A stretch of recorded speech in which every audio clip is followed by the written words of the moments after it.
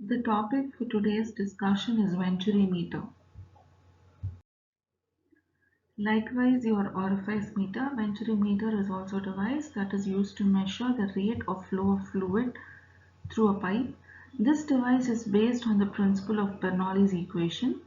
Venturi meter is named after G.P. Venturi, who developed the principle of venturi meter in 1797, but this principle comes into consideration with the help of C. Herschel, who developed the first venturi in 1887. Now, this is how a physical appearance of venturi meter would look, and this is the cross section of a venturi meter. So this is the diagram of a venturi meter. This will look much of orifice, but the main difference is in orifice you insert a plate, but here that is not needed. When a venturi flow meter is placed in a pipe carrying the fluid whose flow rate is to be measured, a pressure drop occurs between the entrance and the throat of a venturi meter. This pressure drop is measured by using a differential pressure sensing, and when calibrated the pressure drop becomes a measure of flow rate. The entry of the venturi is cylindrical in shape to match the size of the pipe through which the fluid flows. Now here what happens is that you have a three split up given here. The first is the converging part, the second is the throat, and the third is the diverging part. Where the converging part, there is a cylindrical section with minimum area called as throat. After the throat, there is a diverging conical section with an angle.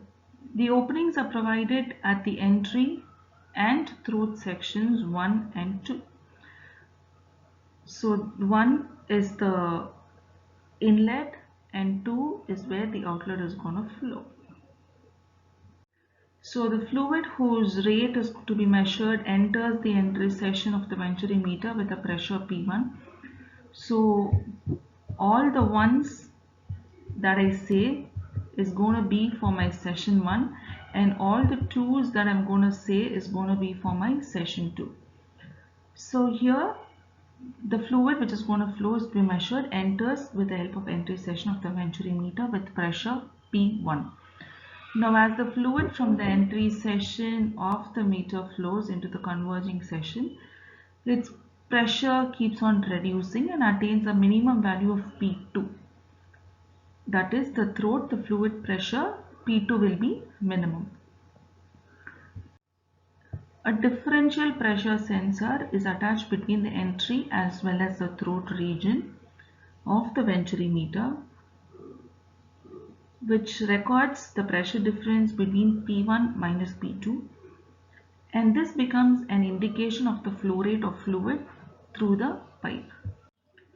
The diverging section has been provided to enable the fluid to regain its pressure and hence its kinetic energy. Lesser the angle of the diverging section, greater is the recovery.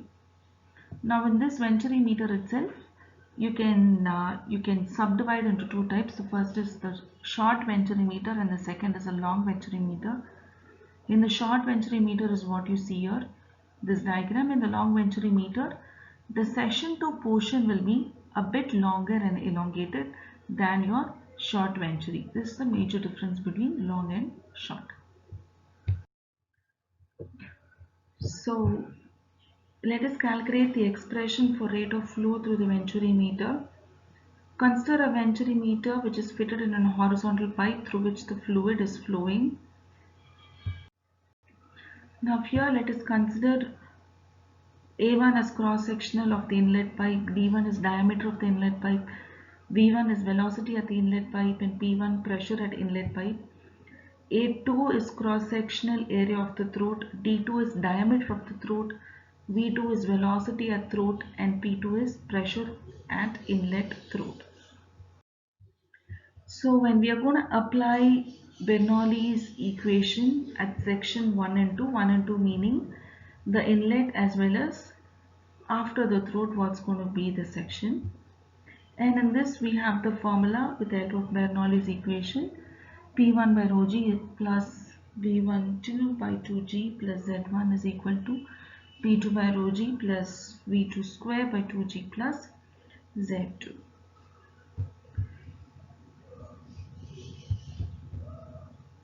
As the pipe is horizontal, so we say that Z1 is equal to Z2, hence we get the formulas. We're going to make it equal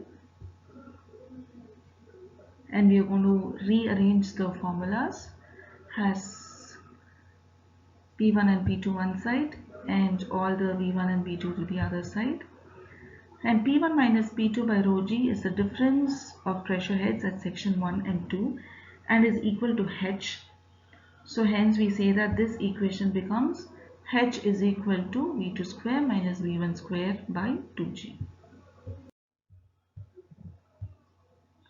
So applying continuity at section 1 and 2, again we get A1 V1 is equal to A2 V2, and when we rearrange it we get V1 is equal to A2 V2 by A1.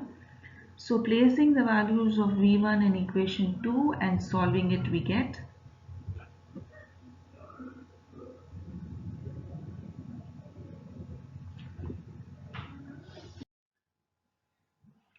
so by substituting value of V2 in this equation, we get Q is equal to A1 A2 divided by square root of A1 square minus A2 square root of 2GH. So Q is a theoretical discharge under ideal conditions. The actual discharge will be less than this. The actual discharge is thus given by Q actual is equal to CD A1 A2 divided by square root of A1 square minus A2 square into square root of 2GH, where CD is the coefficient of Venturimeter and its value is always less than 1.